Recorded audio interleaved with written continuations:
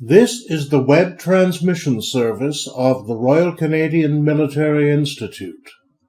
On October the 26th, Derwin Mak gave his annual Halloween special dinner talk, regaling us this year with tales of Jack the Ripper.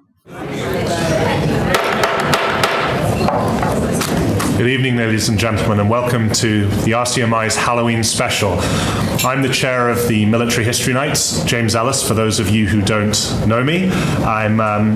I'd say it's a great pleasure for me to have the Halloween special as part of the Military History Night portfolio, and this is my first one, so I'm very, very excited, like I'm sure the rest of you are, to hear what Derwin has to say.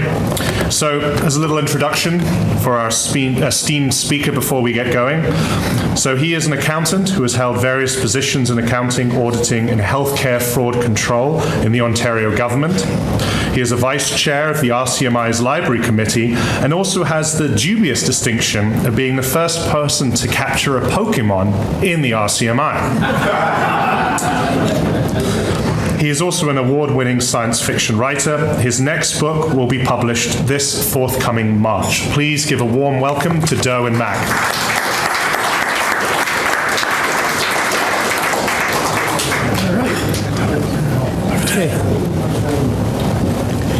Thanks, James. All right, so we are here tonight to talk about Jack the Ripper, one of the most notorious serial killers in history. Now, some of you who have attended my previous lectures on the Highgate Vampire or Bram Stoker may be familiar with some of the social conditions in London, which I am about to describe, and they were not very pleasant. London became very overcrowded in the 19th century. In 1780, the population of London was about 750,000 people, but due to Britain's transformation from a rural economy to an industrial economy, people began flooding into cities in search of employment, and the factories and companies needed cheap labor, so they wanted people to come in. And by 1815, the population of London had almost doubled to 1,400,000 people. And then it would more than double by 1860 to 3 million people, right? Now, the picture is a typically unflattering depiction of people of the East End of London that you saw in books and magazines and newspapers of the 19th century and early 20th century. The East End. The poor people of London went to live in the East End, and there was a part of the East End called Whitechapel where the poorest of the poor lived. It was a very crowded place. In the 1881 census, there were 1 million people in the East End. 1/3 of them lived in poverty, and most lived in lodging houses. That meant they didn't rent an apartment that they could go back to anytime they wanted. They rented beds in 8-hour shifts. So you rent a bed for 8 hours, went away. Another person would then rent that same bed for 8 hours, go away, and then another person would rent the same bed. So it was not a very nice living condition. Also, the population density of Whitechapel was very dense. The population density of London overall was 45 people per acre, but in Whitechapel, it was 188.6 people per acre. Okay, and there's yet another typically unflattering depiction of East Enders from newspapers of the period. Another social problem that London experienced at the time was the British fear of immigrants, and especially Jews. Thanks to innovations in transportation, like trains and ships, people were migrating across the continent, and indeed across oceans, much more easily and cheaper than before. And with the Industrial Revolution, some countries were willing to welcome more immigrants as labor. But this led to racism and xenophobia. Sir John Colomb, MP, Member of Parliament for Bow and Bromley, said in 1888 that England was being made a human ash pit for the refuse population of the world. Right? At this time in the 19th century, the native English really did not like Eastern Europeans, Jews, many of whom were also Eastern European, Italians, and the Irish. And the more Morning Post in January 1888 wrote that no one can doubt that there is a very serious side to this wholesale immigration of poor Russian Jews. It may become a source of positive danger and demoralization to a large section of our working population. Right. So these social ills will come to become relevant in the story of Jack the Ripper. It will show how it influenced public opinion about Jack the Ripper and also the police investigation. So, on Tuesday, August 7th, 1888, in the early morning, Martha Tabram, age 39 and a prostitute, was stabbed 39 times in the chest and abdomen at the first floor landing of an apartment complex called George Yard Buildings. Right? So she was stabbed there, and a resident of the apartment building went out to go to work and found her lying there. There was no blood found anywhere else, so police concluded that she had been killed at the scene. She hadn't been killed somewhere else and then transported there. Martha and several other prostitutes had been observed talking with some soldiers the night before, and the police interviewed them, but they all had alibis for the time the murder occurred, and so they got cleared. Violence in Whitechapel was by no means abnormal. Murder was by no means unheard of in Whitechapel. What was new was the shocking brutality of this murder. People don't usually get 30 stabs 39 times. Usually once or twice is enough to kill them, right? So this really shocked people, and it made it into the newspapers, such as this one. The murder occurred on the early morning of Tuesday, August 7th, so it was, the night after Monday, August 6th, which had been a bank holiday. And as you'll see later on, Jack the Ripper tended to commit his murders either just before, during, or right after a weekend. Okay, sometime between Thursday and Friday, August 30th to 31st in 1888, Mary Ann Nichols, age 43, another prostitute, got killed, and she became the first of what the police and the historians call the canonical five, the 5 murders that they think were committed by the same person, Jack the Ripper. Robert Paul, a carman, a man who drove carts for a living, was on his way to work when he found another carman, Charles Allen Cross, standing over the body of a woman on a street called Bucks Row. They left the scene and told a police constable about the body, but rather than accompany the police officer back to the body, they went to work because they were afraid they'd be reprimanded for showing up late for work. However, another police constable, John Neal, arrived at the scene and found the body, and he was soon joined by the other police officer. Right, so as in the Martha Tabram case, there was no blood trail. Mary Ann Nichols was killed where she was found.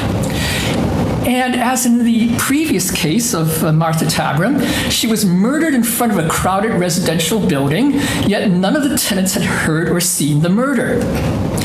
Also, 3 police officers had passed by the area around the time of the death, yet none had seen or heard anything suspicious. And you see this pattern repeating with the other murders, right?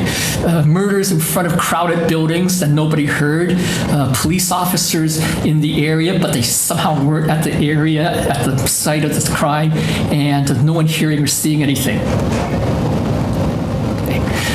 Also, with this murder, you start to see the start of the pattern of the wounds.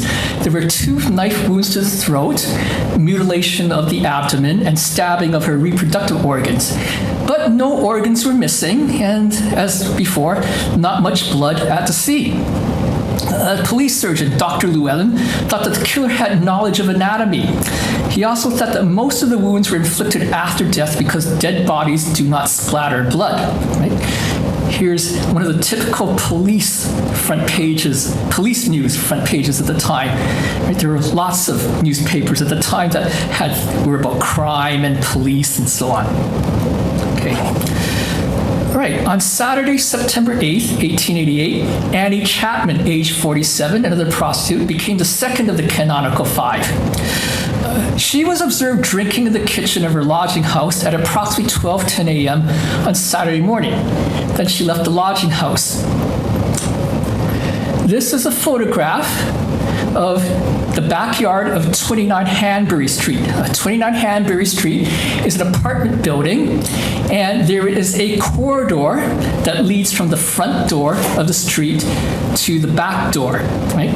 And that back door, which you see is open in that photograph, leads into a backyard which is enclosed by the building and 3 walls, right? So the only way to get in and out of that backyard is through that door.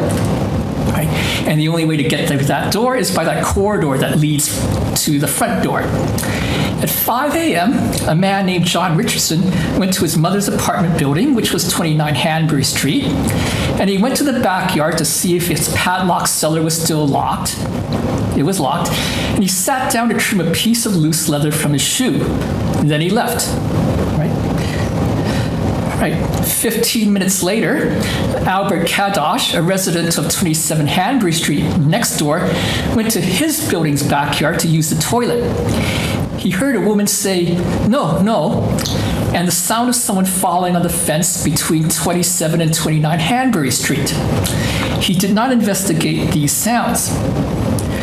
At 5:30 a.m., a local resident, Mrs. Elizabeth Long, said she observed Annie Chapman talking to a shabbily dressed man wearing a deerstalker hat, a dark coat, near 29 Hanbury Street. She told police that the man asked Annie, "Will you?" And Annie replied, "Yes." Okay.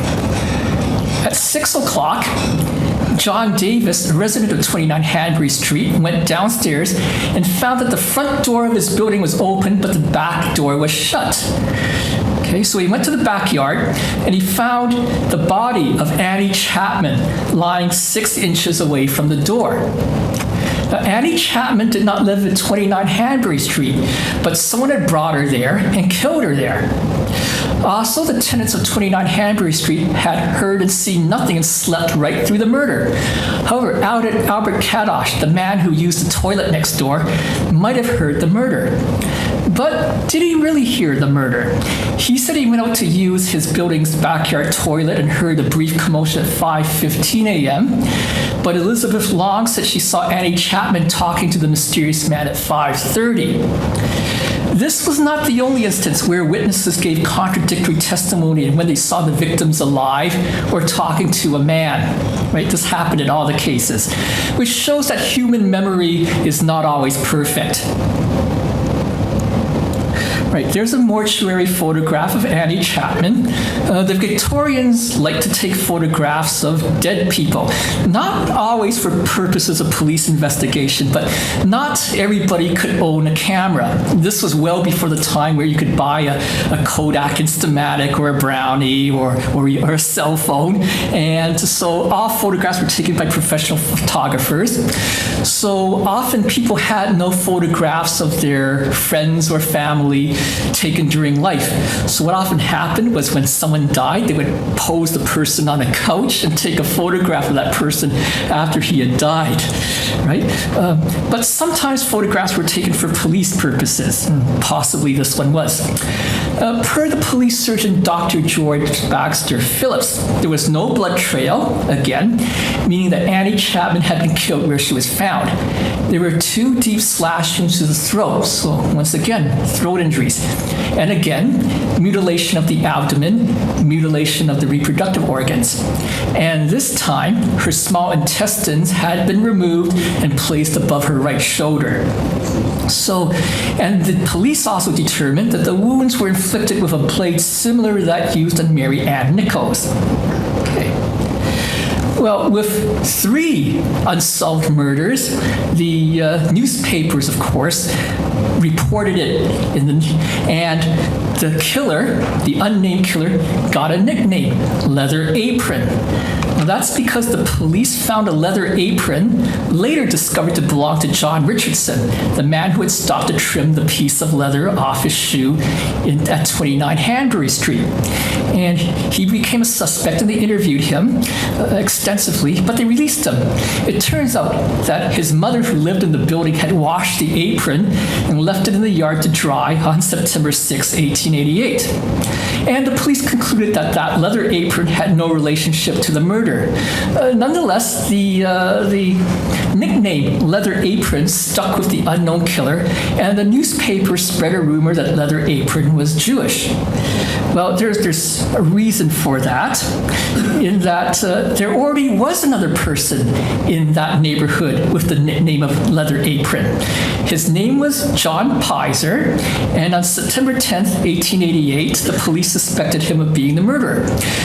John Pizer was a Polish-Jewish shoemaker, and he had a reputation for intimidating local prostitutes, but not hurting them or killing them or anything like that. Okay, he wore a leather apron, so he already had gotten the nickname of Leather Apron before the murders began. He was also known to police. He had stabbed a man in the hand in 1887, and he'd been charged on August 4th, 1888 with indecent assault.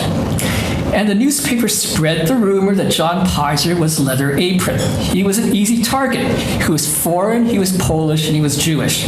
Okay? Remember, these were very racist times in London. Okay? The police arrested him on September 10th, right? But they didn't hold him for long. They released him the next day. He had alibis for both murders, and these alibis were confirmed by other witnesses. And there was no evidence that linked him to the murders. And good for him, John Pizer also successfully got monetary compensation from a newspaper that had published rumors about him. With these three unsolved murders on their hands, the newspapers began reporting that the Metropolitan Police was incompetent, right? And here's a cartoon from Punch, one of the magazines of the time, showing a blindfolded police officer, sort of stumbling about while various potential Jack the Rippers are around, right? And even foreign newspapers reported on these murders. The New York Times wrote that the London police and detective force is probably the stupidest in the world. But as we shall see, that's not really true. Okay. On September 10th, 1888, some local businessmen formed the Whitechapel Vigilance Committee, right? And they hired 2 private detectives to run their own investigation. They also hired unemployed men to patrol Whitechapel. And they lobbied the police to offer a reward for information leading to the arrest of the murderer.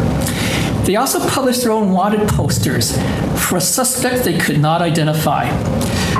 Some people think that the Whitechapel Vigilance Committee was a vigilante committee based on the name, but it really wasn't. They never wanted to go out and arrest anybody or lynch anybody for the murders. Their aim was to have additional eyes and ears in the street so that if there were clues, they could report them to the police. The photograph is of George Lusk, the president of the Whitechapel Vigilance Committee, and he'll have a role to play in this investigation later on. By this time, numerous letters, like dozens of letters and postcards, had shown up at police stations and at newspaper offices, each claiming to be written by the murderer. Right? The police thought that almost all of these were hoaxes written by pranksters or possibly even by newspaper reporters hoping to stir up the story. None of these letters or postcards revealed any information that the police didn't already know. None of them revealed any information that hadn't already been reported in newspapers, and none of them revealed any information that the police had withheld from the public. So they figured that these are written by people who were, already read the newspapers and were pretending to be the killer. On September 27, 1888, Central News Agency received a letter which got nicknamed the Dear Boss letter. And here's part of it. Dear Boss, I keep on hearing the police have caught me, but they won't fix me just yet. My knife's so nice and sharp, I want to get to work right away if I get the chance. Good luck. Yours truly, Jack the Ripper. Don't mind me giving the trade name. Thanks to this letter, the killer got a new nickname, Jack the Ripper. So Jack the Ripper replaced Leather Apron as the nickname, and the new nickname stuck. Okay. Now we come to Sunday, September 30th, 1888, to an event called the Double Event. This was the night Jack the Ripper struck twice. Right. The picture there is of a club at 40 Burner Street. Now, if you've ever known men of a certain social class in London, they love to join private members clubs, and there's lots of these clubs in London. There's the Reform Club, the Cavalry and Guards Club, the Civil Service Club, the Victory Services Club, right? There's all these clubs, and we have that to a lesser extent here in Toronto, right? Our club, RCMI, the Albany Club, the National Club, and so on. But there are many of these clubs in London, and there was a private members club for men of any occupation, any profession, and even any social class there. There was even a private members club for low-income, left-wing socialists called the International Working Men's Educational Club. Think of it as being like the National Club or the RCMI, where you could go there, get dinner, get a drink, and talk about that new philosopher named Karl Marx with your buddies. Okay, that's what the International Working Men's Educational Club was. Many of its members were Jewish immigrants from Europe due to immigration patterns on who got hired to be cheap labor. And so the English middle and upper classes disdained them for being foreign, Jewish, poor, and left-wing, right? Some books and some documentary films call it a Jewish club, but this is not true. Although a lot of its members were Jewish, it was by no means a Jewish social club or a Jewish cultural center.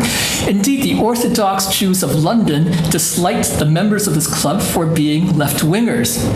Okay. So this is a map of 40 Burner Street. So that's Burner Street at the front, and the club is in that property outlined in red. And adjacent to the club is a narrow alleyway that leads to a yard called Dutfield's Yard. The only way in and out of Dutfield's Yard is through that alleyway. At 1 a.m., Louis Diemschutz, the club steward, drove his horse carriage into Dutfield's Yard beside the body. So he got to the front of that alleyway at the spot marked with the X, and there he discovered a female body on the ground. He got worried because his wife was a member of the club too. So he ran into the club to look for his wife and found her there. That's good. Then he went back outside with several members of the club to look at the body and call the police. The deceased was Elizabeth Stride, okay, age 44, yet another prostitute who became the third of the canonical five. The body was still warm, so she had been killed just before Diemschutz had arrived, right? There was a single knife wound to the neck, but no other wounds as with the other victims. This has led to speculation that Louis Diemschutz had interrupted the killer before he could mutilate the body. It's also led to speculation that the killer had retreated back further into Dutfield's Yard and had waited for Diemschutz to go into the building before escaping out the alley. Okay, so there's a mortuary photo of Elizabeth Stride, and if you look closely, you can see the neck wound. But 900 meters away to the west at a place called Mitre Square, Jack the Ripper struck again less than an hour later. Okay. So at Mitre Square, there was a police officer named Edward Watkins who had a beat that took him past Mitre Square once every 30 minutes. Most of the night was uneventful, but at 1:44 a.m. he found a body there. Right, and there's a picture of Constable Watkins finding the body in Mitre Square from the Illustrated Police News. That body turned out to be Catherine Eddowes, 46, another prostitute. Her throat had been cut, there were wounds to the face, throat, and abdomen, and per Constable Watkins, the stomach was ripped up. This time, the left kidney and the womb had been removed and taken away, right? And as in Annie Chapman's case, the intestines had been removed and placed over her right shoulder. The doctors determined that Catherine Eddowes had been killed only minutes before Constable Watkins found her. Now, what's especially interesting about this case is that although it didn't take place right in front of a crowded building like the other ones had, there was one residential building adjacent to Mitre Square, and it was occupied by a police officer and his family. They didn't hear anything. There was also a warehouse at Mitre Square whose night watchman was taking out the garbage at the time and didn't hear anything, and he was a retired police officer. So this killer had the ability to strike and not be heard by people who would normally be alert to such matters. Also, this may have been the incident where one person got a good look at Jack the Ripper, and he was a guy named Israel Schwartz, right? So Israel Schwartz was standing across the street from the Working Men's Educational Club, and he reports seeing a man talking to a woman outside the club, and the man threw the woman to the ground. Schwartz wanted to know what's going on, or to help the woman, so he started crossing the street to approach the man and the woman, but the man saw him and shouted out Lipsky at him. Schwartz saw another man approaching him. This man was smoking a pipe, and the man started walking to Schwartz. Well, now Schwartz got afraid, and he fled the scene. He told police that the man who threw the woman to the ground was 30 years old, about 5 feet 5 inches in height, had a fair complexion, dark hair, a small brown mustache, a full face, and broad shoulders. Now, this man had shouted the name Lipsky, and that has led to speculation that the pipe-smoking man was named Lipsky and that Jack the Ripper had an accomplice. But that's not necessarily so. That's because Lipsky, in the year 1888, was a racial slur. Right? The Victorians had lots of racial slurs. Okay? And he may have actually been racially insulting Mr. Israel Schwartz. Lipsky, that is a guy named Israel Lipsky, was a fellow who was convicted of murder in the previous year. So in 1887 and 1888, his name became a racial slur. If you want to insult someone, you called him a Lipsky. So the man with the pipe possibly wasn't called Lipsky. The Lipsky was possibly an insult directed at Israel Schwartz.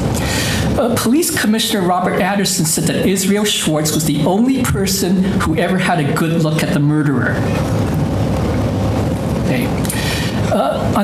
Later that night, the night wasn't over yet, the police found the bloody apron and the Gouston Street graffito. Okay. They found part of Catherine Eddowes' apron, or what they thought was Catherine Eddowes' apron, at Gouston Street, several blocks away from Mitre Square. It was bloodstained, and there was a message written in white chalk on the wall beside the apron. The Jews, spelled J-U-W-E-S, are the men who will not be blamed for nothing. And Metropolitan Police Superintendent Thomas Arnold and Police Commissioner Sir Charles Warren went to the scene. So there's a newspaper illustration of them at the scene of the Gouston Street graffito. They were soon joined by another police force, the City of London Police. Now, London has two police forces. Right? What people think of as being London really isn't one city. It's actually one city that's quite small, called the City of London, which is only about 1 square mile in the center. Right? And it's surrounded by 32 other cities called the boroughs, and each has its own little municipal government, right? But over time, people have called the entire area London. And actually, interesting trivia, the capital of the UK isn't actually London, it's actually Westminster, because Parliament and Buckingham Palace are in Westminster, right? The City of London Police patrol the City of London, that 1 square mile in the middle. The Metropolitan Police patrol the other boroughs. Mitre Square was outside the City of London, it was inside the City of London, so the City of London Police showed up. They got into a debate with the Metropolitan Police on what to do with the Gouston Street graffito. The City of London Police wanted to photograph it. for evidence. But that would require them waiting to sunrise, because this is 1888. They couldn't bring battery-operated lamps and lights with them. Right? However, the Metropolitan Police wanted to erase the graffiti.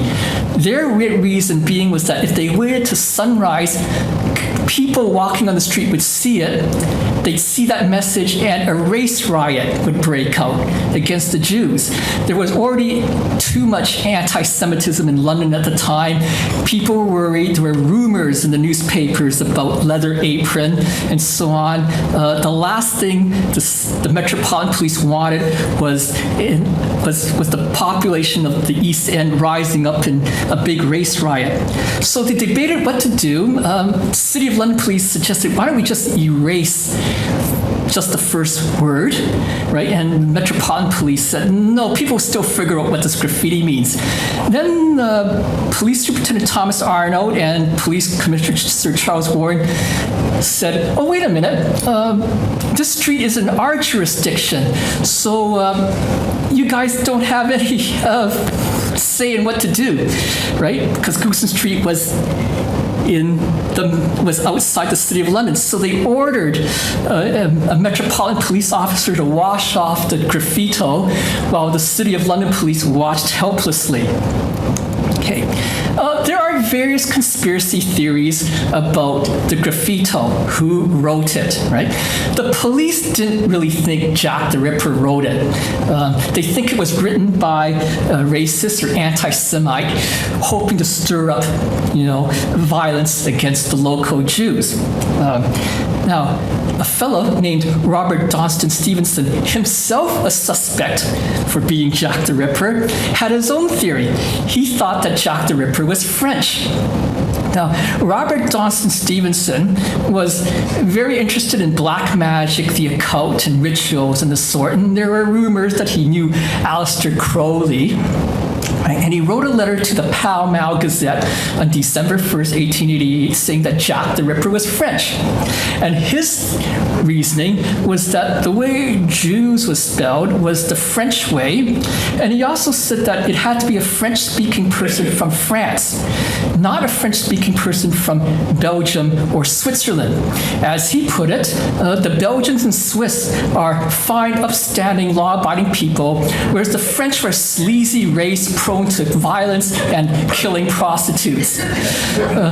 It's interesting. These Victorian English had no lack of racial prejudices.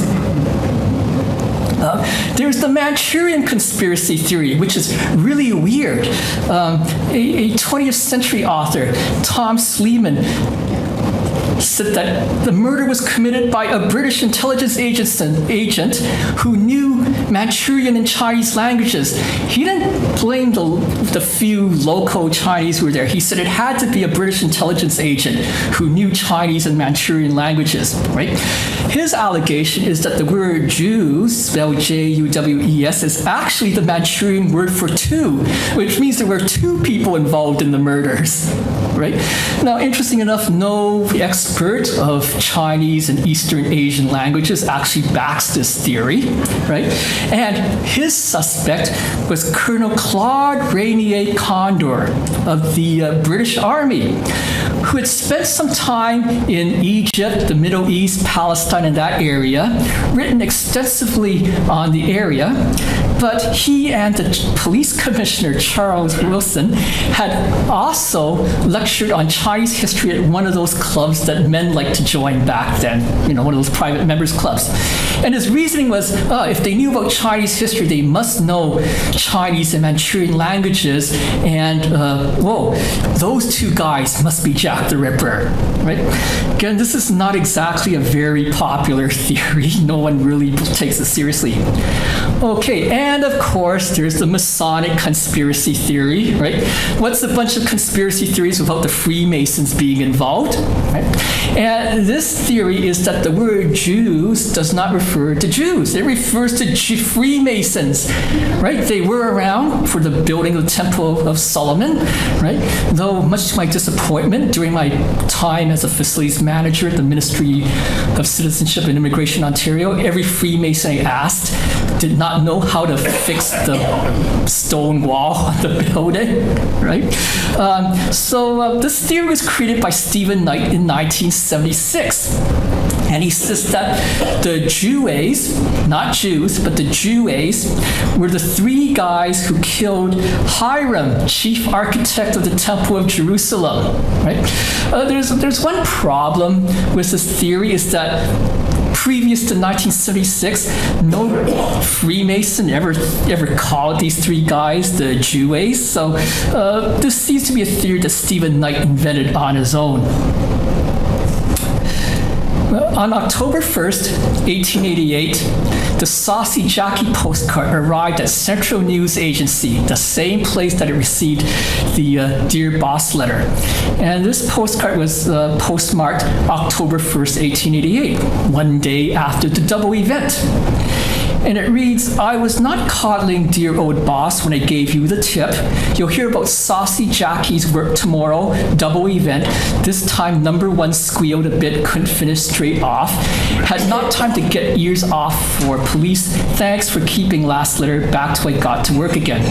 All right, so the guy was obviously not an expert in language or grammar. It was signed Jack the Ripper. Modern linguistics analysis shows that the same person wrote the Dear Boss letter and the Saucy Jackie letter. Now, it arrived at Central News Agency one day after the double event, and that's led to speculation, because it also mentions that there's a double event. That's led to speculation that this was posted before the double event, and so therefore it must have been written by the murderer. But no. The Royal Mail in London was very efficient in the 19th century. Before telephones and cell phones, people used postcards to communicate with each other. And you could post a postcard or a letter in the morning, and it would be delivered to the recipient in the afternoon in London.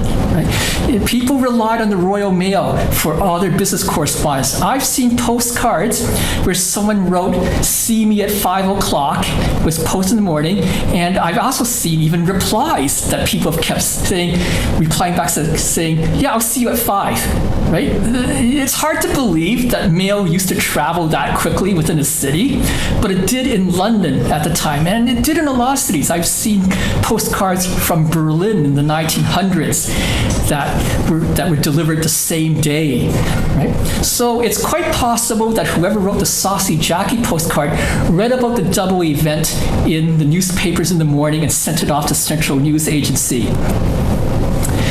This is a photograph of what is allegedly the Saucy Jackie postcard. Right? And this has been reproduced for 135 years in books and magazines and documentary films as being the true photograph of the Saucy Jackie postcard, but it's not. A stamp collector will notice immediately what's wrong with this photograph. There's the postmark, but there's no stamp. Right? What this really is that the police did their own artist rendition or reproduction of the Saucy Jackie postcard and put it on posters and asked the public if they knew who had written this postcard. But they left out the stamp, which in this case is actually what stamp collectors call an indicium, which is a stamp that's printed right onto the postcard. It's not a stamp that you lick and stick on, right? And those of us above a certain age will remember when you could get these from Canada Post or the United States Postal Service or the Royal Mail, a postcard that had the stamp pre-printed on it, and you wrote the message on one side and you wrote the address on the other side. These have existed since the 19th century. This is what that postcard should look like with the stamp, but without the message. I can't find anyone who has an explanation as to why the police omitted the indicium or the stamp from the reproduction. But my theory is that they omitted it because they didn't want the image of Queen Victoria on a poster about Jack the Ripper. Okay. And by the way, this example is from my collection, but it's by no means a rarity. You can get it for under $1. Okay. On October 16, 1888, the From Hell letter arrived. And this letter is famous because it's got the words From Hell written across the top. And there's a comic book called From Hell. There's a Johnny Depp movie called From Hell. George Lusk, chairman of the Whitechapel Vigilance Committee, received a box, and it contained this letter and half a kidney. Doctors determined that the kidney was human, but could not determine if it came from Catherine Eddowes. Remember, at this time, DNA had not even been discovered yet, so there was no such thing as DNA testing. The letter alleges at cannibalism. The writer wrote that he had fried and eaten the other half of the kidney. Okay. However, despite these letters showing up, October 1888 actually turned out to be a peaceful month in Whitechapel. It was the month without a murder. And the Dunkirk Observer-Journal wrote on October 29, 1888, that the monster has become frightened at the magnitude of the police arrangements for the detection and has suspended his horrible work for the present, if not for good. Unfortunately, the Dunkirk Observer-Journal wrote too soon, because Jack the Ripper struck again on Friday, November 9th, 1888. And Mary Jane Kelly, approximately 25 years old, so somewhat younger than the other ones, became the fifth of the canonical five.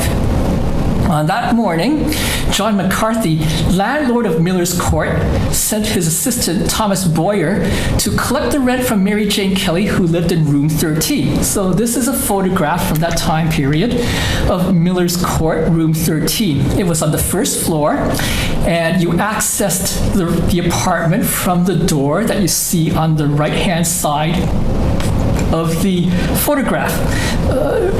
Boyer knocked on the door but got no answer.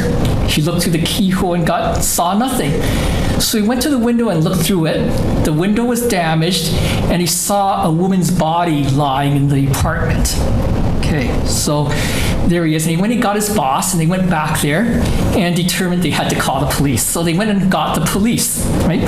Soon the building was crawling with police, and the next photograph is quite graphic, so I warn you, it's going to be graphic. This is a photograph of Mary Jane Kelly, severely mutilated. Her face and body had been mutilated, and her face was so mutilated that Joseph Barnett, a man who used to live with her, identified her only by the ears and eyes. Her internal organs had been removed and placed beside her body and all over the room. And the police called it the work of the devil. Right? And this photograph is one of the earliest photographs you'll find of a murder scene. Okay. And that was it. The Ripper did not strike again after Mary Jane Kelly, at least not that anyone knows of. And this is a comparison chart of the different murders, their victims, the dates murdered, cause of death, and other wounds. It's too small for you to read, but you can stop it and look at it on the YouTube video. But what were the common features of the canonical five? Their throats had been slashed. There was mutilation of the reproductive organs and the abdomen. There was removal of the intestines in 3 of the cases: Annie Chapman, Elizabeth Stride, and Mary Jane Kelly. 4 out of 5 of them were in their 40s.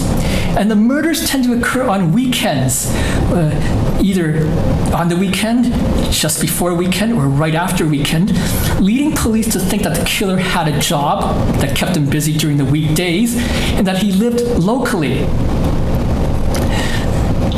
The Jack the Ripper murders also occurred during a time known as the Whitechapel murders. There were 11 unsolved murders in Whitechapel between April 3rd, 1888 and February 13th, 1891. Police and historians believe that 5 were committed by Jack the Ripper, the canonical 5. 1 might have been committed by Jack the Ripper, that is the murder of Martha Tabram, and 5 were committed by other persons. The investigation. Despite early news reports that the police were inept and incompetent, they actually weren't that incompetent. And the 2 police forces, the Metropolitan Police and the City of London Police, conducted quite a large investigation, the largest in the UK or anywhere up to that time. They interviewed 2,000 people. They suspected and investigated over 300 people. 80 people were detained, and they had numerous house-to-house searches and inquiries in Whitechapel. After the double event, the City of London Police offered a £500 reward for information leading to the arrest of Jack the Ripper. This is also the murder case of the earliest surviving criminal or offender profile. So if you watch TV shows like CSI or the various detective movies about murderers, there's always a character who says, well, let's see, the suspect must have had this childhood and had this relationship with his mother and live in this type of condition and have this sort of psychological condition, right? That dates back to the Jack the Ripper case. The police asked one of their police surgeons, Thomas Bond, for a psychological profile of the suspect. And among the various characteristics that Bond thought Jack the Ripper had was that he thought Jack the Ripper was a man of solitary habits, therefore a loner, a man who had periodic attacks of what he called homicidal and erotic mania, and what the Victorians called satyriasis, or hypersexuality. He was obsessed with sex. He controversially concluded that the killer had no knowledge of anatomy and no knowledge of science, which contradicted what his fellow police doctors thought. Right? They thought this guy obviously had some knowledge of anatomy and science. Thomas Bond became a celebrity of sorts in the late Victorian era. Newspapers quoted him when there were famous murder cases. Unfortunately, he had his own problems. He suffered from mental health and addiction issues later in life. And in 1901, he committed suicide by jumping out of his apartment dressed only in a nightshirt. And that's an illustration from one of the newspapers, the Penny Illustrated paper, showing Thomas Bond falling to his death. Jack the Ripper was by no means the first serial killer in human history. We've probably had serial killers since we've had our species, right? But he was the first serial killer to get extensive news coverage. That's because for the first time in British history, there was actually a mass news medium that all levels of society could access. It was also the first time there was literacy also all throughout society. The Elementary Education Acts of 1870 and 1880, which promoted the building of public schools, or well, schools that anyone could go to. I know the Brits have a different meaning for public school. I mean, Hogwarts is a public school, right? We call them private schools. They call them public schools, but okay, state schools, right? These schools proliferated in the UK, and Britain had a higher rate of literacy than ever before, right? What this meant was that even the working class and the poor became literate, right? And because there was this growth of a literate population in the UK, newspaper publishers began publishing mass circulation newspapers that anyone could buy at a low cost. So even the poor could afford to buy newspapers and read them. Newspapers were by no means a new medium. They'd existed for around 100 or 200 years previously, but it was only the literate wealthy who read them. Now even poor people could read them, right? And so newspapers became the new mass medium that was accessible to all levels of society. It fulfilled the role that, say, radio would in the 1920s to 1940s, and television would after that. So Jack the Ripper became the first serial killer to be extensively covered in the news media. Also, this newspaper and literacy revolution was occurring in other countries, for example, the United States. And due to innovations in communications, Jack the Ripper got international coverage around the world. The Jack the Ripper case also began the newspaper's trend of creating nicknames for serial killers, and here are three notorious ones from history: the Yorkshire Ripper, the Boston Strangler, also known as the Phantom Fiend, and Zodiac, or the Zodiac Killer. That one is still unsolved. Okay. The suspects. I'm not going to get into the suspects because with over 300 suspects, there are too many to discuss in the lecture. And despite what some documentaries and historians claim, there were no so-called lead suspects. The police had a revolving door of men they brought in, interrogated, and released, right? And each of the police detectives at the time and in their memoirs had a different opinion on who they thought was the likely suspect. Okay. However, the 20th century led to the growth of many conspiracy theories about who Jack the Ripper was, right? Practically anybody who was famous in the Victorian era has been accused of being Jack the Ripper in the 20th century. I even see one weird theory that said Jack the Ripper was Queen Victoria heading out to Whitechapel on her own with a knife, right? Okay. Everyone's been suspected of being Jack the Ripper. One of the most notorious 20th century conspiracy theories is that Prince Albert Victor, Duke of Clarence, yes, the son of Queen Victoria, yet another suspect, was Jack the Ripper. The problem with this theory was that he was out of town during the murders. And this conspiracy theory also gets linked with the Freemason conspiracy theory because, of course, every prince or duke of the royal family is a Freemason, allegedly. Well, they probably are, but I doubt any of them were Jack the Ripper. Okay.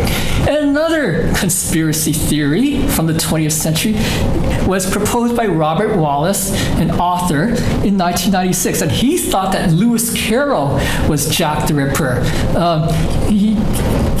There's one problem with this theory is that Lewis Carroll was on vacation in East Sussex during 4 out of the 5 murders, right? Robert Wallace bases his theory because he rearranged the words in Jabberwocky, and he rearranged the words in, Alice's Adventures in Wonderland, some passages from those books. And he said, if you rearrange the words, they have a poem about going out to kill people, right? However, this theory was discredited by his skeptics. Several skeptics took Robert Wallace's own books and rearranged the words into a confession saying that I, Robert Wallace, confessed to killing Nicole Brown Simpson, wife of O.J. Simpson. Right. So there's numerous conspiracy theories about Jack the Ripper. Okay.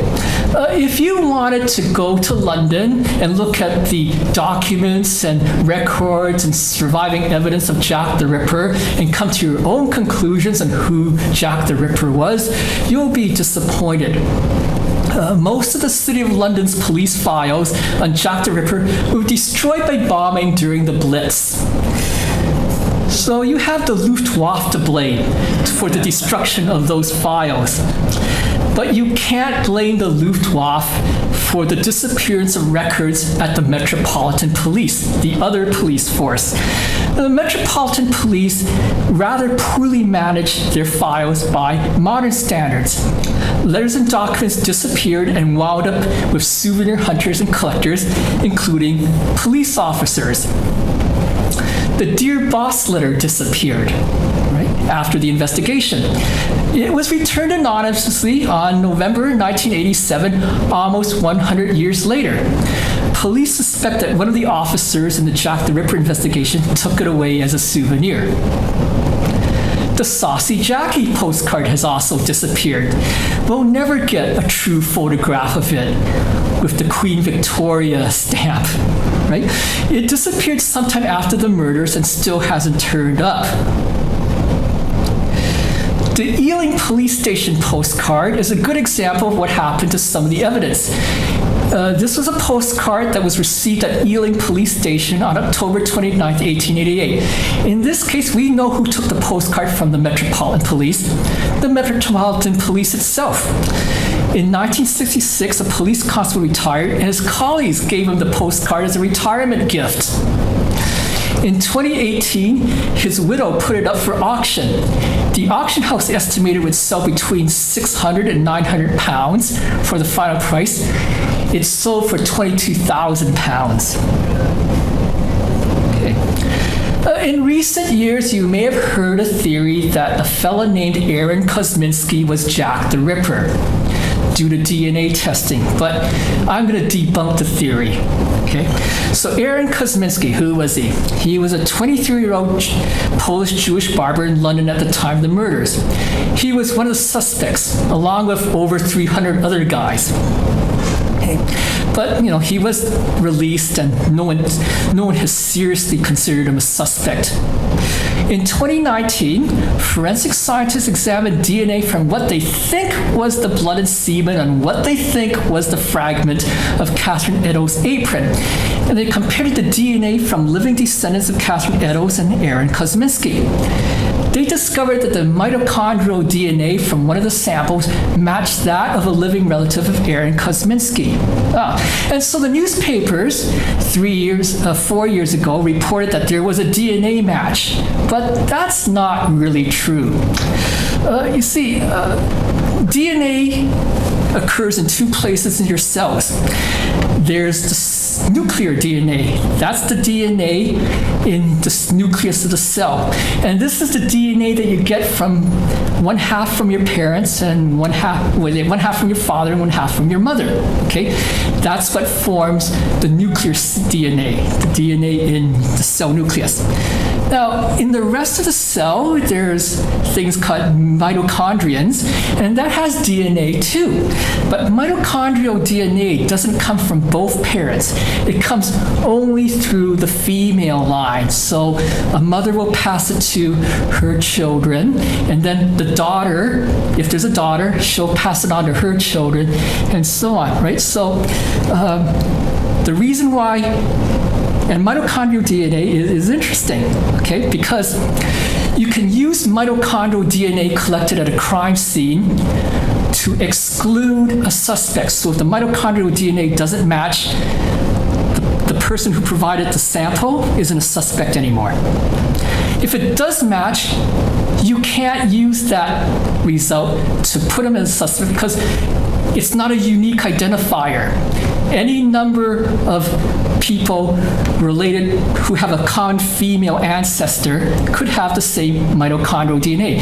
That could also mean any number of unrelated people have the same mitochondrial DNA, because family trees, if you go back far enough, become family forests, right? Think of all the descendants one woman might have had, right? So a lot of even unrelated people could have the same mitochondrial DNA. So Aaron Kosminski could have had the same mitochondrial DNA as thousands of other people in London at the time. So you can't use this DNA match to include him as a suspect. There's also a problem with the chain of custody of the apron fragment. The apron had passed into private hands throughout the century and therefore could have been tampered or just neglected, and things could have happened to it and the sample, right? Also, there's really not much evidence that it actually belonged to Catherine Eddowes. The only evidence that it belonged to Catherine Eddowes is a letter from a previous owner saying that his ancestor was a police officer who had taken it at the crime scene. So again, if this apron were introduced in court as evidence, it wouldn't really be admissible, or at least would not help the prosecution. Okay. Because Jack the Ripper is such a notorious unsolved crime case, it's inevitable that he became a character in countless films and comic books and movies and detective stories. I bet you there's probably even a video game with him in it somewhere, right? There are the inevitable Sherlock Holmes pastiches with Jack the Ripper as a villain, such as An East Wind Coming by Arthur Byron Cover, published in 1979, where Holmes and Jack the Ripper are still alive centuries later. Okay, and there's Murder by Decree, a film starring Christopher Plummer as Sherlock Holmes and James Mason as Dr. Watson. That one uses the Freemason conspiracy theory. Okay, 1979 seems to have been a good year for Jack the Ripper stories. Not only did we have Murder by Decree, but there was also Time After Time with H.G. Wells chasing after Jack the Ripper. And there's my very loose connection to Jack the Ripper. That's me meeting Nicholas Meyer, the writer and director of Time After Time, in the Tiff Bell Lightbox. Although that was really for a screening of Star Trek II: The Wrath of Khan. Everybody in fiction seems to have come up against Jack the Ripper. Captain Kirk and the crew of the USS Enterprise went up against Jack the Ripper in the episode Wolf in the Fold. And there's Johnny Depp playing one of the police detectives, going up against Jack the Ripper in From Hell. Okay. So there you have it. That's my history of Jack the Ripper, the world's most notorious cold case. I rather doubt we'll ever find him, but I think he will remain a mystery forever. All right. Thank you, everybody.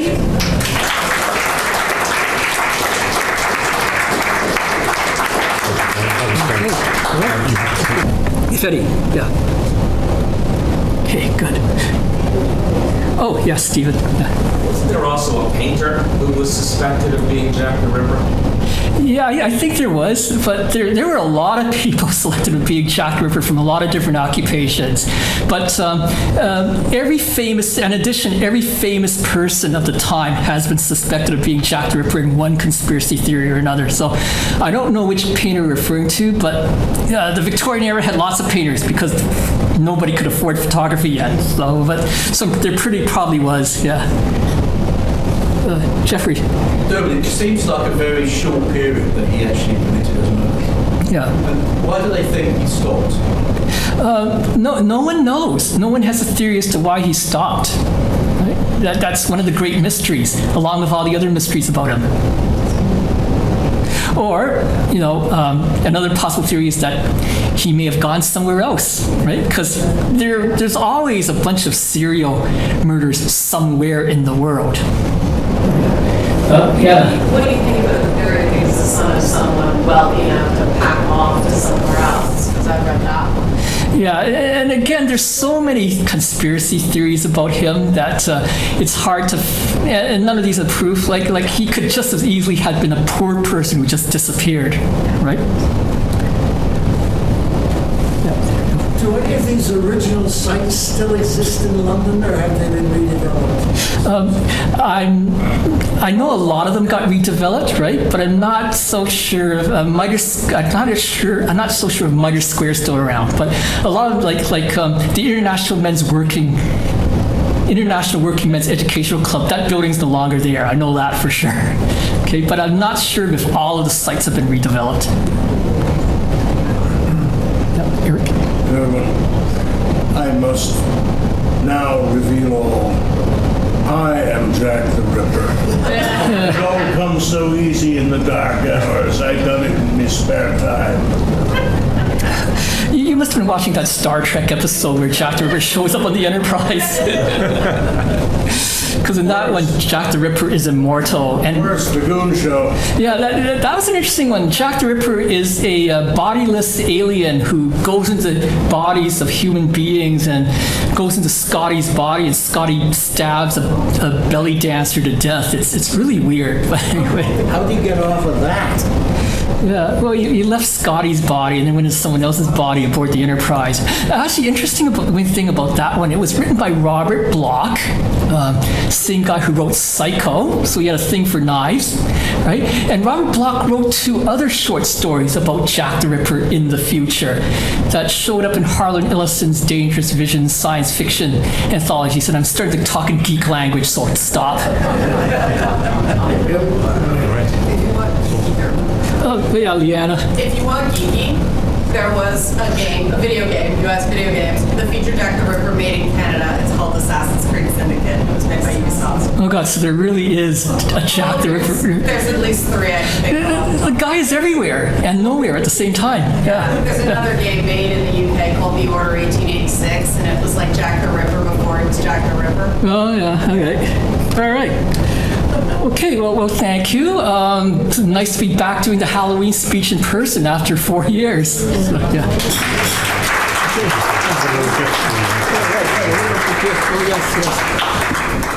This has been another in our series of webcasts produced by the Royal Canadian Military Institute in Toronto as a public educational service. You can find news of upcoming events and links to our webcast archives at www.rcmi.org. On behalf of the RCMI, this is Eric Morse saying goodbye for now, and thank you for joining us.